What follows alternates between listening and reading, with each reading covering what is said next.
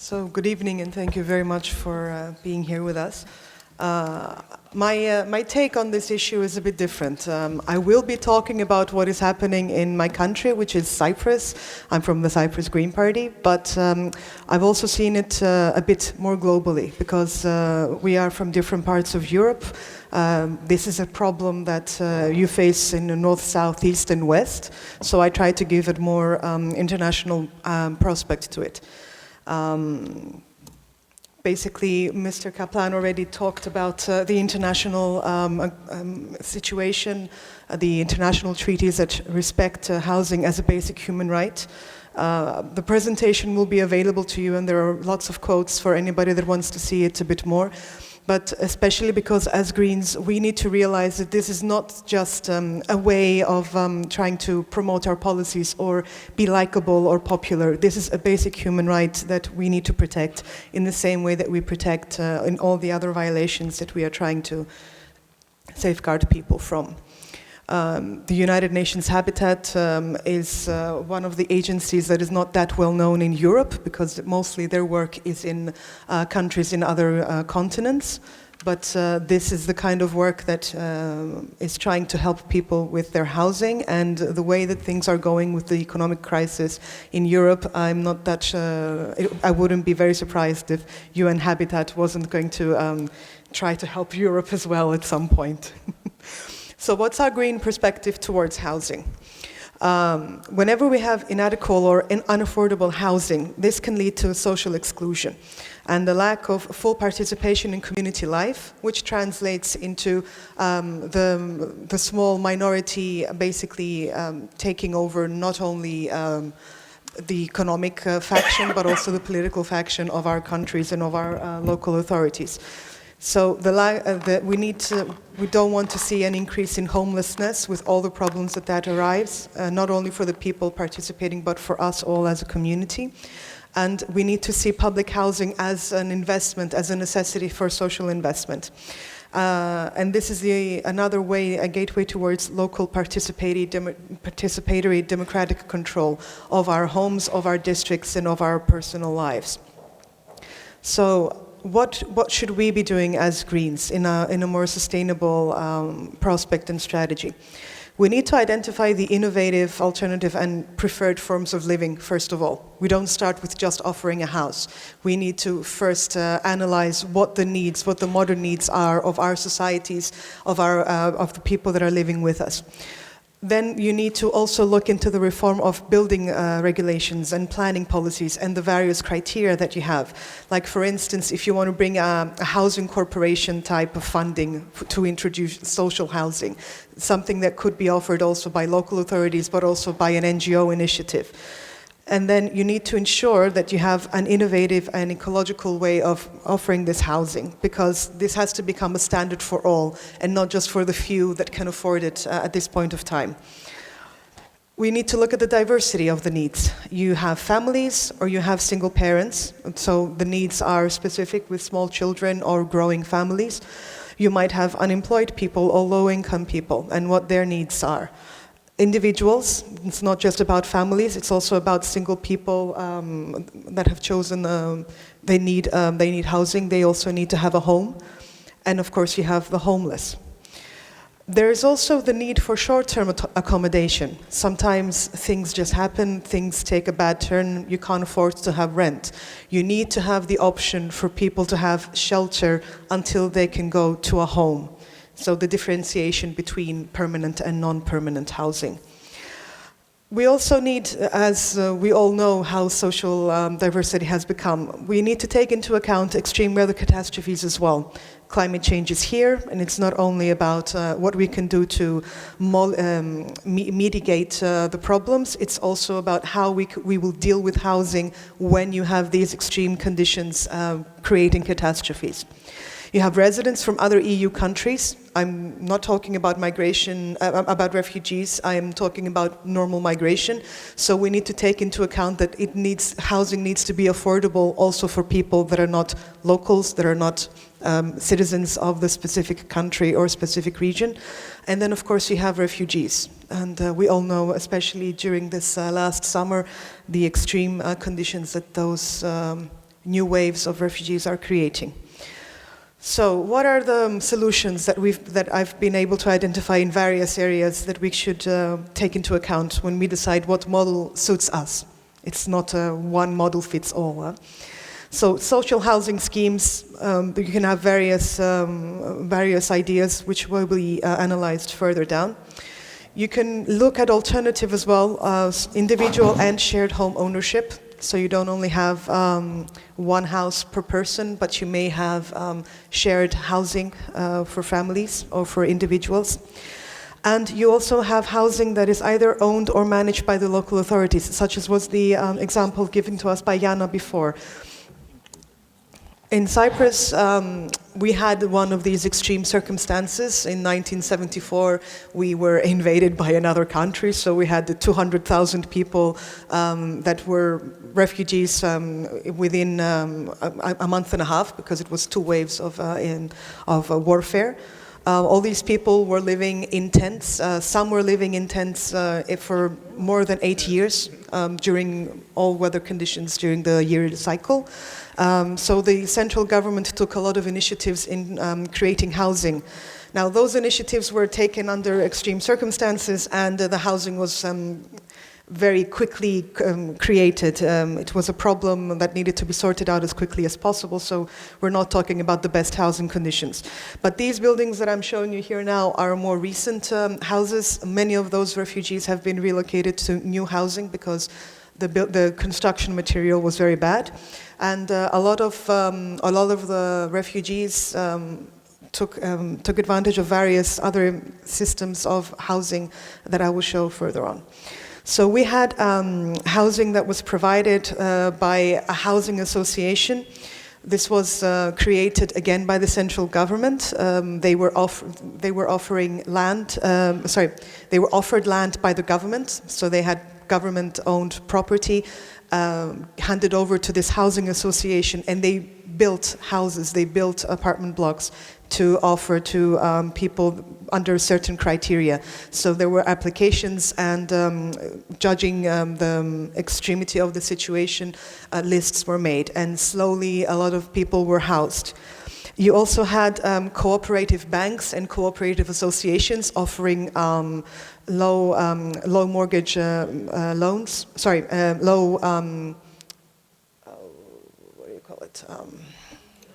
Interest, sorry, thank you. Low interest loans towards refugees and other people with social needs. And then you had the co-housing projects where you actually had people co-deciding on how they were allocated land from the government directly, and they directly came into an agreement with a bank for building their own homes. There is also the option of a mortgage bond system where you have longer-term funding sources that offer fixed rates for the loan, for the interest. And this is to regulate the risks during a long period of time. Now, this picture is from our Green parties in Australia. It was from their campaign. It was. I wanted to share it with you because this is becoming a big part of our campaigns during our efforts towards election or re-election in local authorities. They were stressing the fact they were stressing a lot of aspects. One of which was the need to repower social housing. When you're offering housing options to specific financial groups of your society, you need to take into account that they don't have the money sometimes to maintain these houses or to deal with the huge energy bill that comes with it. So they came up with the idea of offering affordable housing supply bonds, where basically the Australian government and basically the states, the Australian states, they offered bonds, and people would buy into the bonds to offer the local government enough cash to start with their projects for affordable housing, and they would receive dividends later when the bonds would come to maturity. They're also promoting a prefabricated passive housing industry, and most of us know what passive houses are, but we'll see some pictures later on. So the idea was to try and promote green jobs and green economy by also dealing with the housing problems that they have in Australia.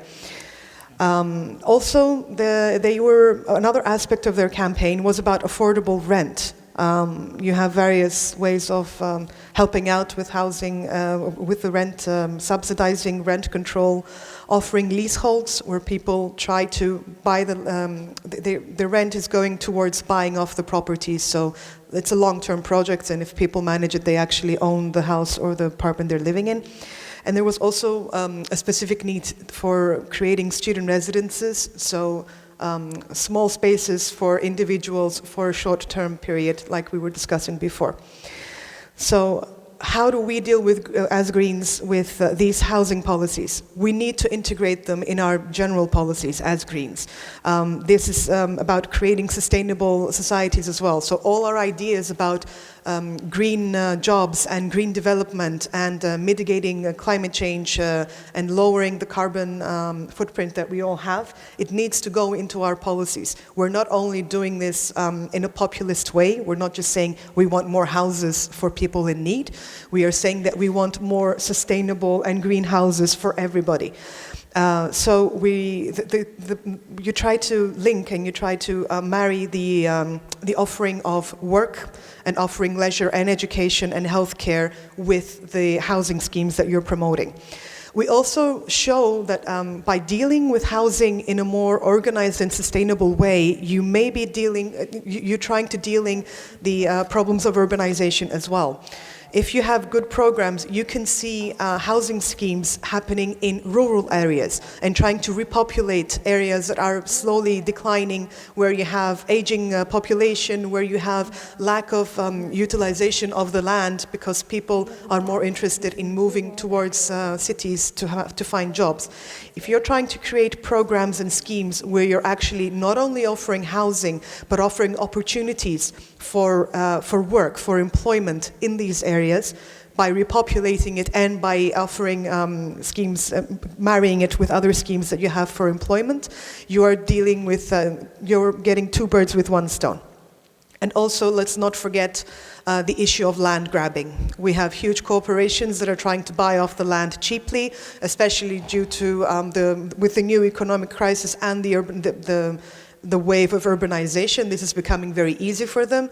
And as Greens, we are very aware that we don't want to have the monocultures and the lack of space that will be necessary probably in the future for future projects ending up in the hand of big conglomerates, global companies, and all the problems that arise with that.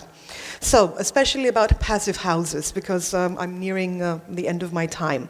So we're talking about specially insulated houses that have insulated openings. They offer a much lower energy footprint than any average home. They have special ventilation systems so that they actually need less energy to maintain a good temperature within. You have the introduction, like for instance in our part of the world, of the solar water heaters. Obviously, that seems very strange maybe for Nordic countries, but I've seen it introduced even in countries that are, like Germany, France and whatever, and they actually do help because they bring the water at least to a temperature, if not fully warm. And of course, utilization of renewable energy technology. So the basics are in this scheme, if somebody's more interested in seeing it a bit more. The insulated openings, which many of you are of course aware of, and insulated outer shells. The solar heaters that we were discussing, they're actually also evolving. It's not just the old ones. This is cylinders that are basically used to preheat the water and then go into the system, either for warming the underfloor heating or for use for your bath or washing clothes or whatever. So this is the new system where the cylinder is actually giving bigger surface, so you have more use of the sun's energy. We all know about our solar panels as well. You can have a mix of your energy renewable sources. This is what is usually used in Mediterranean countries and especially in Cyprus. You also have small alternative and newer innovations. They look a bit prettier than just a small fan on your wall. And since we're all in local authorities, I just wanted to show you this as well, where not only are you using solar panels to offer city lighting, but you're also utilizing the wind energy. So you're not having to offer energy during the winter days when you don't have solar panel. You're using both. So usually we talk about passive houses and they look like these futuristic, incredible housing schemes that are totally unaffordable, and no way that we're actually going to go into that, and especially if we're talking about social housing. So this would look like a dream. But in the US, this huge NGO called Habitat for Humanity, which I'm sure most of you are aware of, they're actually offering low-budget passive houses for their housing schemes. And the idea is simple. You try to simplify the architectural design as much as possible. You actually end up with very nice houses, almost Art Nouveau style. So the poor don't have to have ugly houses. You can have something beautiful and sustainable at the same time. So the energy efficient housing, blah, blah, we all know about it. I wanted to point out that we also have some problems, because too much insulation can cause sick building syndrome. You have problems with aesthetics, and of course the cost is high if you're not looking at forward. So the last 3 or 4 minutes that I have, I want to show you the alternative of passive houses in the Mediterranean region, just to give you an idea of how you can make a passive house, and it can be quite cheap also. So the traditional way of constructing houses was always by using mud bricks in our part of the world. This is actually a picture from Greece. It's a very beautiful house. I chose it because most of our houses are smaller and less pretty, let's say. So this is how it looks when it's deteriorating, but the idea is that you have a stone wall underneath to maintain the building from erosion, from water or whatever, and the mud bricks are then set. But this is the finalized house. What you saw before is a derelict house. So the final house would look like a normal house. It doesn't matter what you're using inside the walls. It's quite stable. So the mud bricks are prepared and dried out in the sun. You put them out, and then you turn them on the sides. So all sides are dried. And this is a friend of mine that actually built his house by using the mud bricks. He installed the bottles also to offer, this was the northern wall, which for us usually means the cold wall, and there are no openings on that side.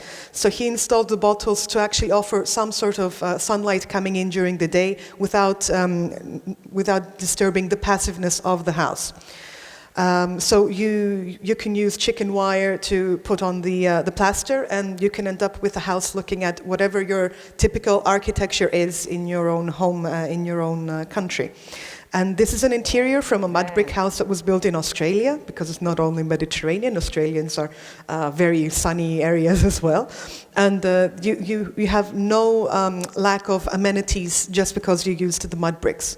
And this is a picture from Yemen. These are actually mud brick houses that have been there for 500 years, and they are still sustainable. As far as I understand, cement and all these materials that we are using in modern architecture right now, they actually have maybe less than 100 years of a lifespan. So sometimes maybe, since we are earth people, maybe we should consider the earth to be the solution for our housing. This is the solution that most people are using in other parts of the world, and it may seem weird to us, but this is also a house in Spain. They are using a thatched roof, like they traditionally did, and the mud bricks. And on the inside, they went a bit more Hobbit style, but it's quite pretty, as an alternative to going towards conventional architecture. And do we have a bit more time, or am I done? Is your done? I'm time? Yeah. Oh, okay, perfect. So other ideas, we don't use this a lot in Cyprus because we don't have that much agriculture going on right now, and whatever straw is created goes towards towards animal farming and eating it. But anyway, the idea is that you can use straw and wooden frames and then build around it. The blue that you see is actually insulated wooden panels with plastic. You make your openings like normal, or you can use actually plastic fabric, a plastic sheet on the outside, on the outer wall, before you put in your last material, whatever you choose it to be. And another idea is using sandbags. This is actually from a project in Nepal. It was much easier using the sandbags. It constructed the houses much quicker. So this is a solution also when you have like these catastrophes that we were talking about trying to make affordable housing without too many complications in creating them, since we have lack of time. Final project before the plastering. And I added 3 slides just to offer funding solutions as well, because that's usually the problem with whatever ideas we have. Though they're great, they're innovative, but our local authorities have no funding to offer them. So maybe you want to check out the funding that the EU offers. And I'm sorry for the EU 27, it should be EU 28, but I didn't find the map for all the EU countries right now, so sorry, Croatia.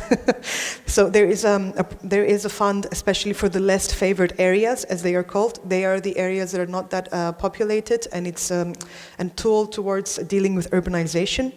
You have the NER 300 project, which is about introducing energy efficiency and renewable energy. And generally, with the EU grants, I offered a slide with all the grants. I just wanted to show the 2 that are not that well known and maybe could be good tools for us because we're more alternative in the projects that we are trying to present. So let's put our thinking caps on and try to find ways to resolve these issues for all of our society. Thank you very much.